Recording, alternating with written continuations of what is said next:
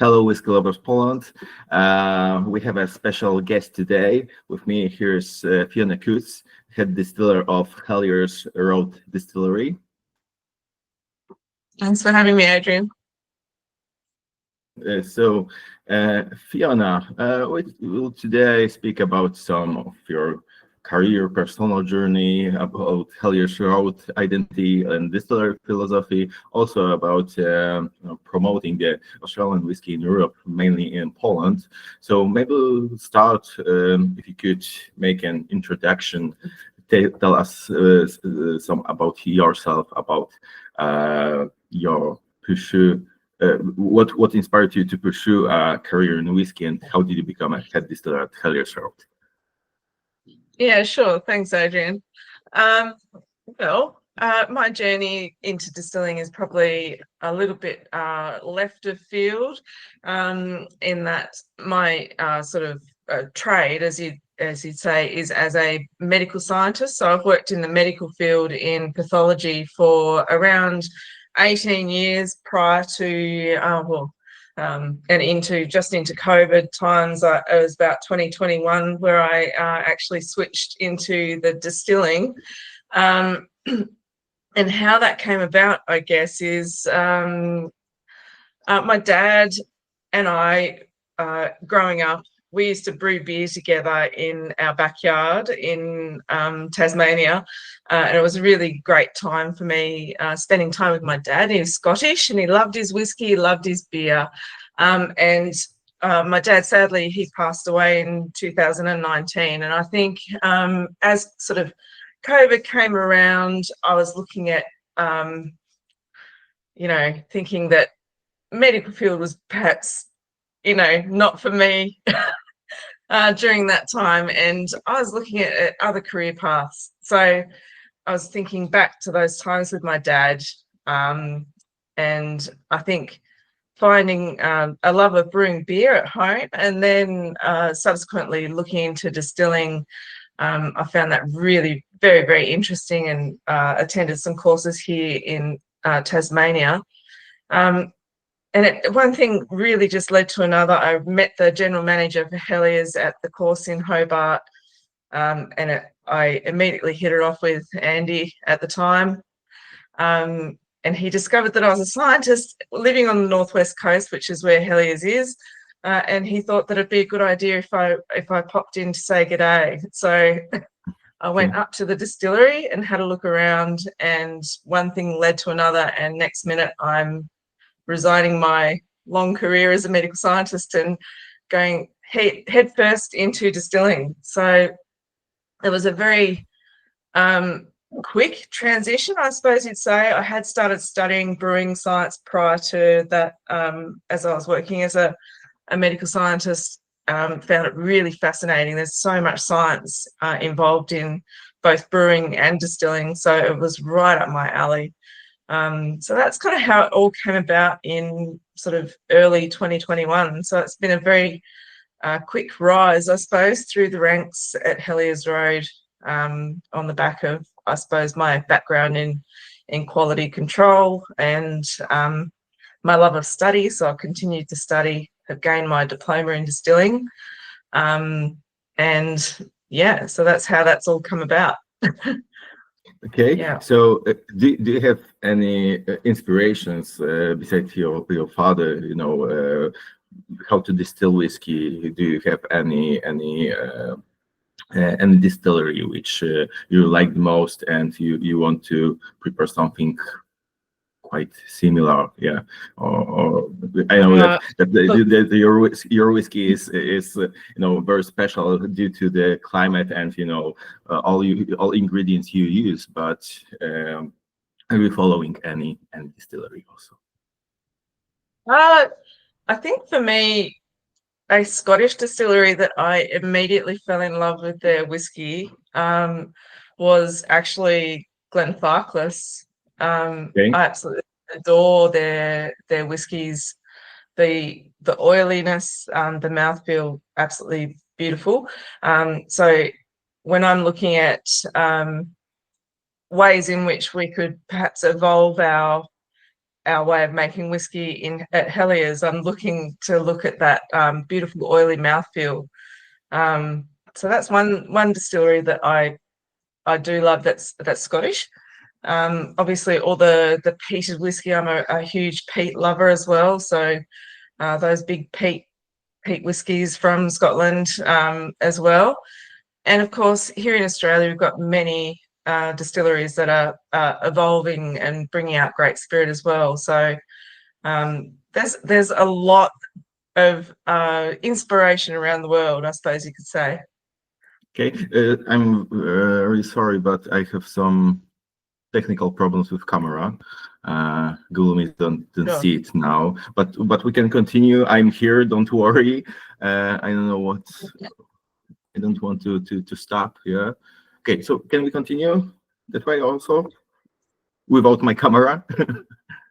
Yeah. Sure. Yeah. Okay. Okay. So how has your role evolved since joining the distillery? Sorry, I missed that, Adrian. Okay.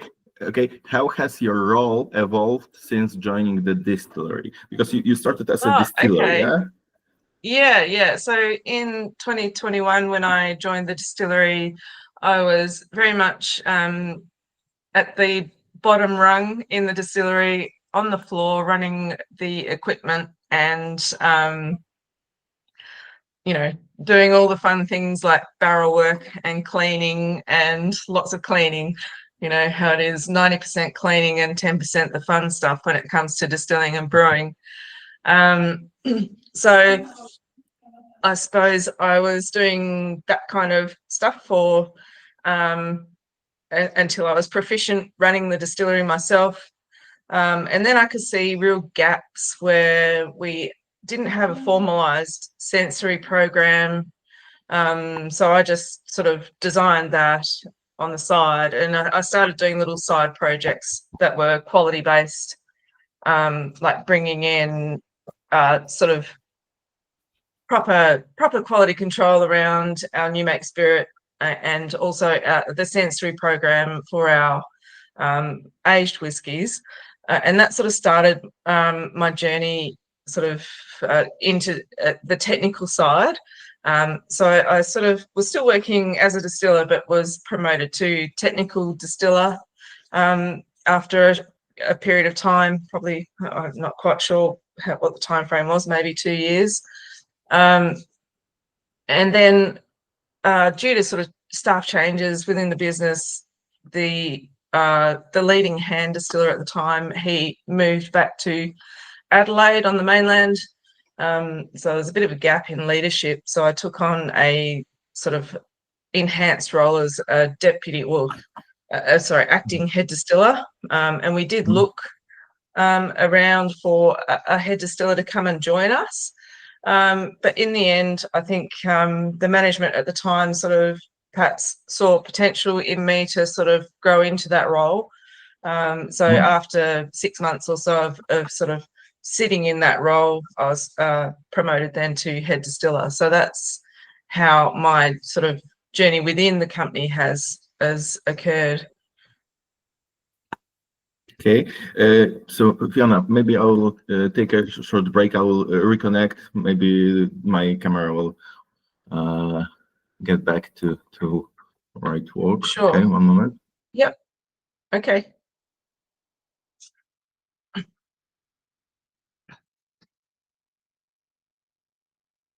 Restarted my computer. It still doesn't work. So sorry for all the inconvenience. That's okay. We have to continue that way. Sure. Okay, sorry. So what does a typical day in the distillery look like for you? For me or the team? At our distillery, we mash twice per week. So mash days are Tuesdays and Fridays, so very early start for the distillers.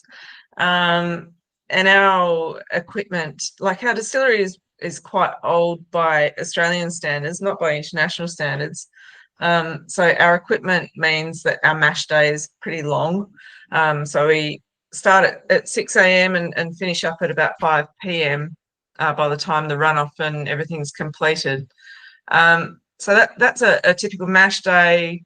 And then the Mondays and Thursdays are our transfer days, so everything goes to the next step in the process. So again, our distillery is very, very unique. Our cycle time from mash day through to getting the spirit off the still is around 9 or 10 days. So it's quite long. Our ferments are sort of that short and warm Scottish style, and that's to fit in with that production schedule. Again, limited by our equipment, which sort of means that we have to keep to that quite strict schedule and that timing of the ferments.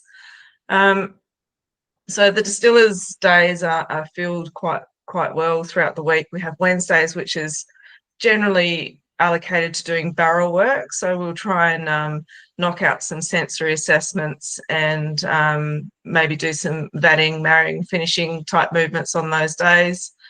And at the moment, we are flat out bottling whiskey. So our sales have been steadily increasing over the last sort of years since our sort of relaunch and moving back into the main retailers here in Australia. So we've really seen an increase in our sales. So we're doing lots and lots of bottling and obviously making our award-winning whiskey cream liqueur as well. So my role is really to oversee the entirety of the operations within the business. So I'm here, there and everywhere, directing traffic, allocating sort of projects and things like that. And whenever I get a chance, obviously I'm tasting our whiskey and looking at barrels and designing new whiskies. So I've got a new whiskey that I need to make shortly, which will be a similar sort of non-age statement blend, or not blend, but marriage of different cask types that will be sort of sitting around the Aurora Australis price point. So that's going to be fun. It was a great fun project to make the Aurora Australis and Roaring Forties whiskies that are our new non-age statement whiskies with that sort of introductory price point, I suppose, and an introduction to Hellyers Road. So yeah, I'm looking forward to doing that in the next couple of weeks. So that's sort of yeah, it can be so varied in the distillery, from project work through to censoring casks and doing tasting notes, all sorts of things, traveling around, doing events as well. I love to get out there and meet the punters, as we say in Australia, the customers at various events. Obviously, last year I was fortunate enough to come along to Whisky Live Paris and Poland in Warsaw. Amazing event. Had a great time. Really, really looking forward, hoping to get back there in person next year. So, yeah. Okay, so this year, who would you have any representative from your distillery? Unfortunately, this year we couldn't get across. We just needed to sort of concentrate on events and personnel here at home. But definitely next year we'll be looking getting back in 2026, getting back to Europe, getting back to Whisky Live Paris, and of course Warsaw. Okay, it would be great to meet you. But also Jarek is doing a great job with promoting your whiskey here in Poland. I saw that the Hellyers Road Masterclass was one of the first sold out. Yeah, so we see that. It's getting more and more popular also here in Poland. And what part of whiskey making gives you the most satisfaction? Oh, do you know what? I absolutely love making the peated new make spirit, the peated run. We only do one sort of campaign of maybe 5 or so mashes of peated malt each year. We import that peated malt from Inverness in Scotland, so it's at significant expense to bring that peated malt to Australia on the other side of the world to run it through our distillery. But it is such a great time in the distillery. From unloading all that malt, it either comes in the bulker bags or the 25 kilo sort of bags. So it's a day of unloading and everyone gets involved. And then the whole distillery just smells absolutely amazing when we're milling and mashing all that peated malt. I just love it. Even the spent wash, from the wash distillation afterwards, it just smells like beautiful smoky bacon. I just love it. So for me, that's one of the best times of the year in the distillery. But aside from that, what gives me the greatest joy? I know this might sound really nerdy, dorky.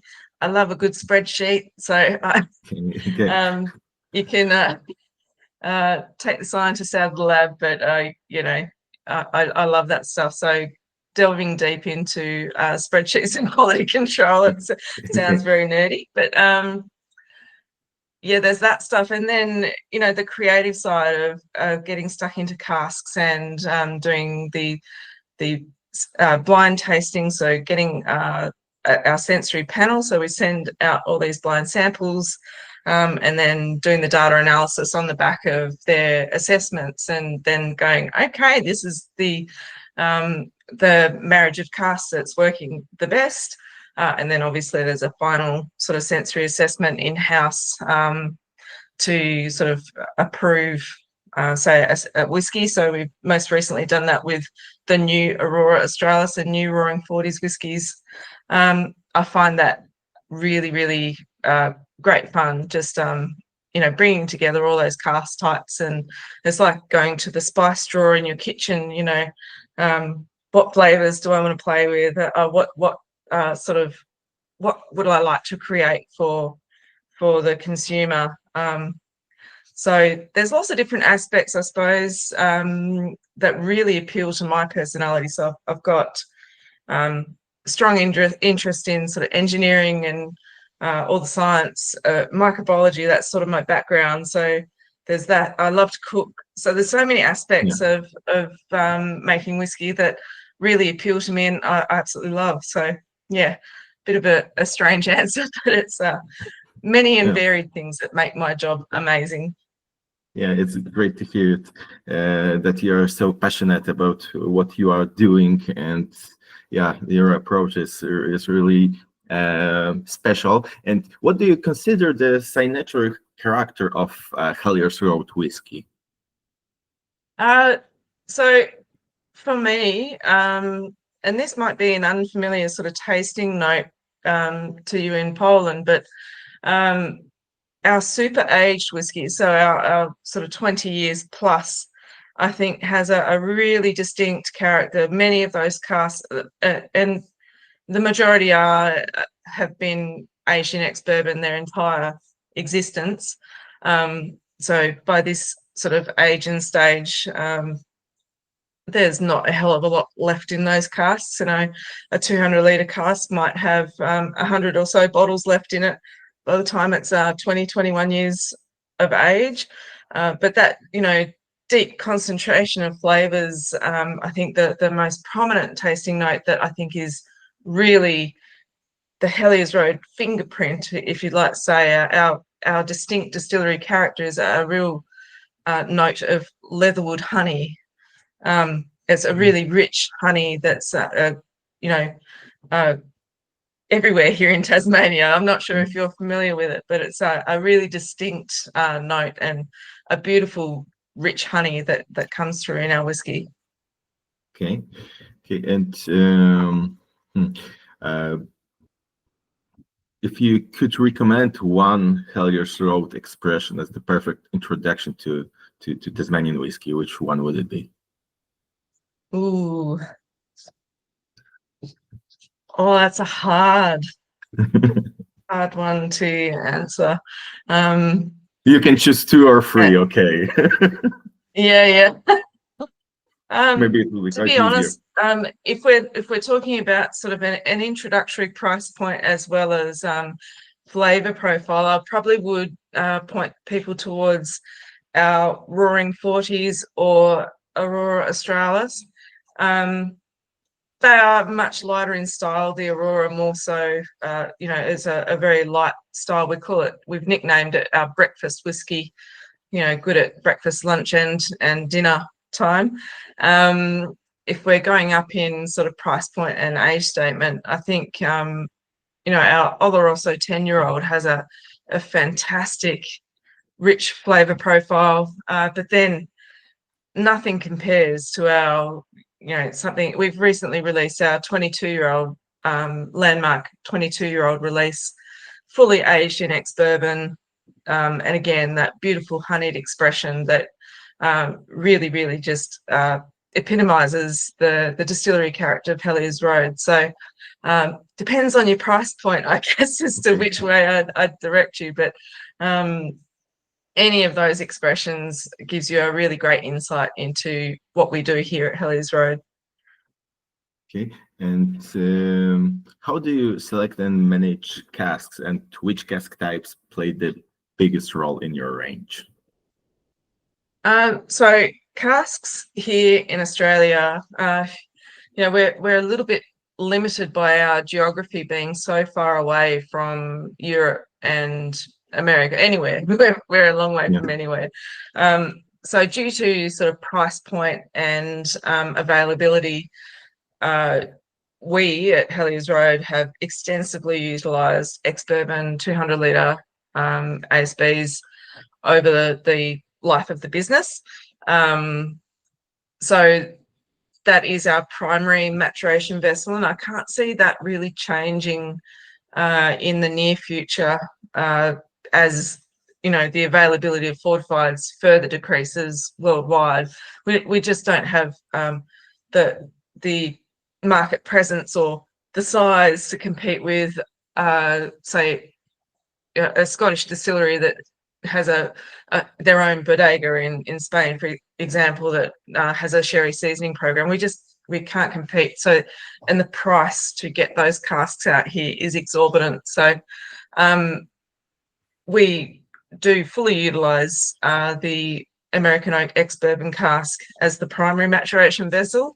And then after a period of time, it will be that the spirit will be transferred to a finishing cask.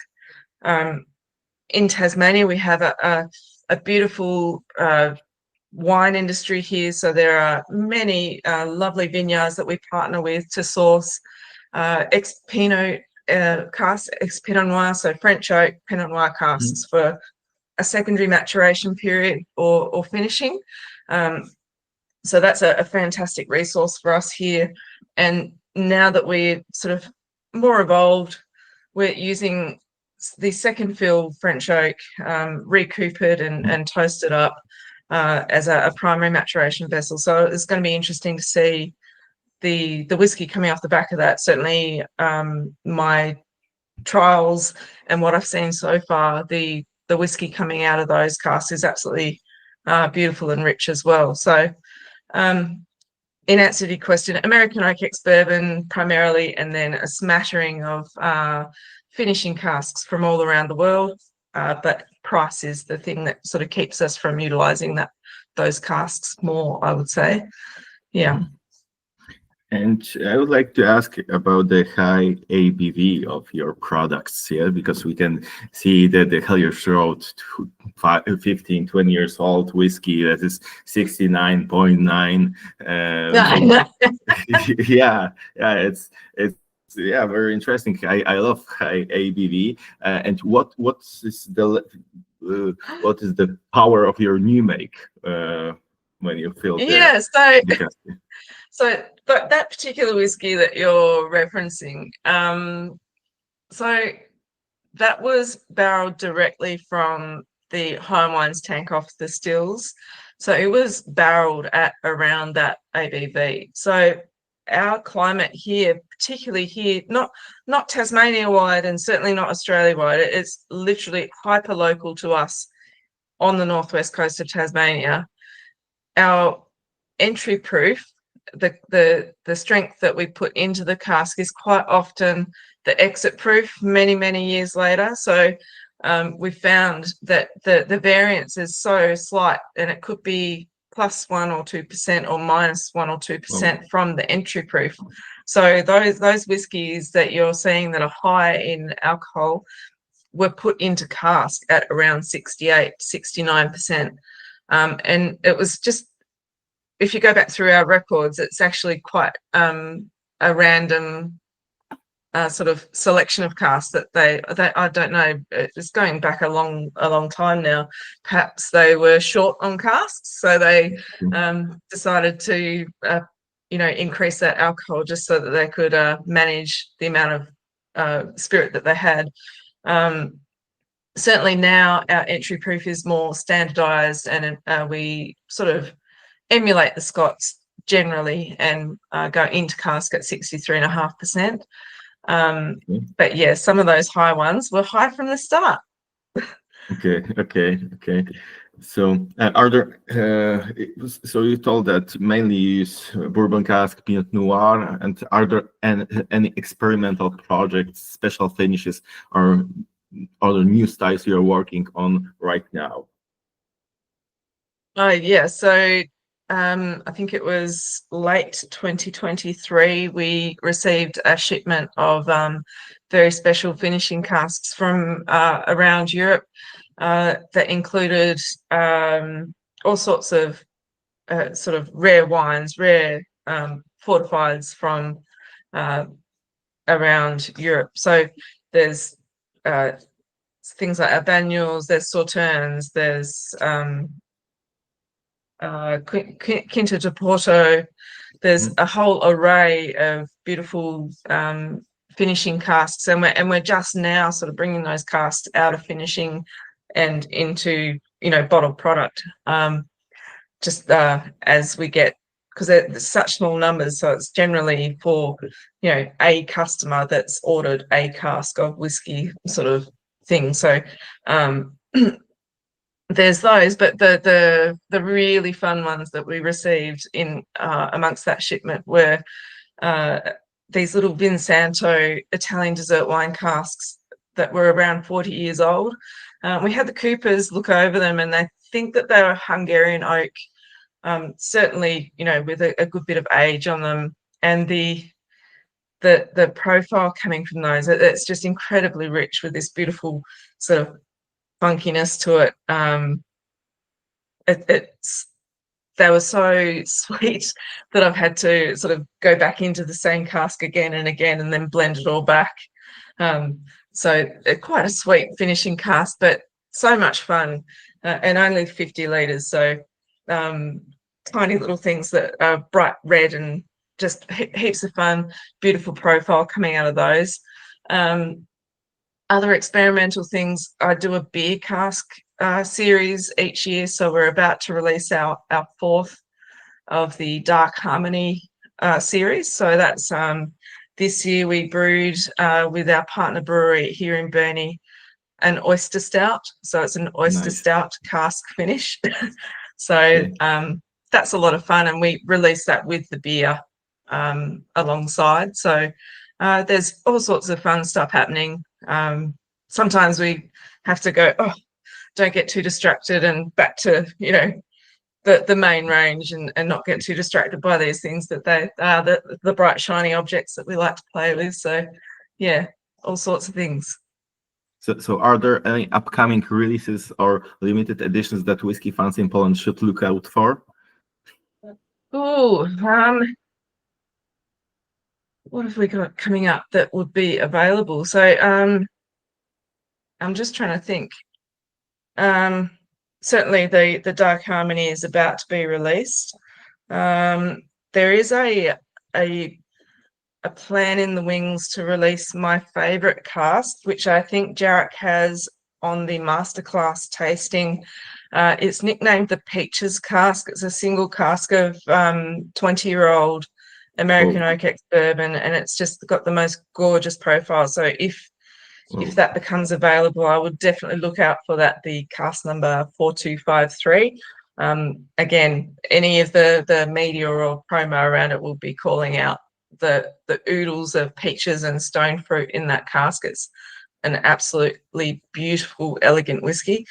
We have a couple of other releases that are sort of limited releases. One called the Overlander, so that is a fully matured port cask release that we will be releasing in small batch, and that is 10 years age statement at the moment.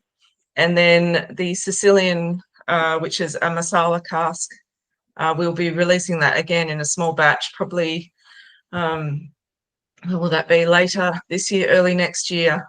So that'll be a 9-year-old Marsala cask finish, which has got a beautiful sort of bright, rich fruits overlaid over our ex-bourbon maturation. Is a gorgeous whiskey as well. So there's a couple to look out for. Obviously, we've released our 22-year-old for the Uber age statement release for us. There's a few things up and coming. And also probably another one is called the Spaniard. So that is a marriage of PX and Oloroso cask finish with an 8-year age statement. So all those ones coming up and about in probably later this year, early next year. No, I would love to try them all. It's very, very interesting experiment for me. I tried some of your whiskeys and they are really gorgeous.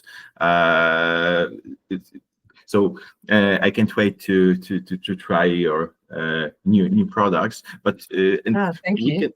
We could go to speak some about the whiskey market nowadays, because there are some signs, rumors from the market that it's slowing down in Scotland. Some of the distilleries cut their production. And how is the situation in Australia? What is your response? Well, unfortunately, Australia is in much the same boat, including us. So we are not in production currently. As I mentioned, we are madly bottling whiskey, and that's been a challenge in itself because we've had to look at ways at being more efficient in our bottling and preparation side. So it's probably a good thing that we're not actually making new make at the moment because we're too busy doing everything else. Yeah. But unfortunately, it is the same sort of situation here in Australia. There's lots of breweries initially going into administration and financial difficulties on the back of COVID. And now distilleries are unfortunately following suit. So we're hopeful that we can weather the storm. Certainly our sales are looking great. So we do anticipate being back into full production soon. But yeah, until things do look up a little bit, we're not making new make right now, unfortunately. But yeah, lots of bottling and making new whiskies while we sort of are in that sort of stoppage. Okay, and what do you think the future looks like for single malt whiskey in the next 10, 15 years? Well, I would hope that right now is just a bump in the road, and that when cost of living sort of pressures ease, people will rediscover their love of whiskey. I can't imagine that whiskey is in the same boat as, say, gin, that this sort of meteoric rise of gin and then it's gone poof and significantly contracted worldwide. I think whiskey is more stable than that. I don't know. I think the future's bright. I really do. There's so much innovation also. Maybe not so much Scotland, they're very sort of traditionalist, but certainly here in Australia, there's a lot of people willing to innovate and look at new flavour profiles and take things in a different direction. So I think the future's bright here in Australia. We're only a young industry, obviously. I can't see us going anywhere anytime soon. So yeah, I think we're on the right track. Okay, so I hope that too. Yeah, but for me as a buyer, it would be good to make some changes because the prices are really are really expensive right now. If we compare it even last 5 years, yeah, it was Yeah, yeah. really yeah, it was growing very fast. But, I would like also ask you about the Polish whiskey enthusiast, because you was last year on Whisky Live Warsaw. No? Yeah, Yeah, yeah. yeah. You are there. And what is your expression about the Polish whiskey drinkers? I didn't get to taste any. Okay. You guys, yeah, I was so busy. We were in and out very quickly. Unfortunately, we didn't have a really long time to look around, but certainly the festival itself was amazing, and such excitement from the people visiting to discover Australian whiskey and then Tasmanian whiskey, because we're the little island down the bottom of Australia, obviously. And people were just amazed to discover a distillery from Tasmania in Poland. And it was such a great experience. So I would love to spend more time actually in Warsaw next year so I can look around more, taste some more of your spirits, Yeah. and experience more of Polish lifestyle, because it was absolutely fantastic. So very pleased to have attended last year, and can't wait till next year. Yeah, I hope that maybe next year we'll have a chance to try the Polish whiskeys, because the distilleries just were opened last 2 years in Poland here, so probably we'll get the first products. And finally, what message would you like to leave for Polish whiskey lovers attending Whisky Live Warsaw? Oh, look, I hope everyone has an amazing time at Whisky Live Warsaw this year. I hope you all get a chance to try Hellyers Road and listen to Jarek talk about Hellyers Road. He'll do an amazing job looking after our masterclass this year. So I hope you all have a chance to try Hellyers Road, have an amazing festival, and yeah, enjoy the time, and we hope to see you next year. Okay. Thank you, Fiona, for your time. It was a great pleasure to have you. I wish we'll see each other next year on the Whisky Live Warsaw Festival, and I hope that we'll bring a lot of more great Hellyers road whiskey to Poland, to let the Polish people try the best fruits of your daily work. Well, thank you so much for having me, Adrian. I really appreciate your time. Thank you. Thank you. Bye. Bye.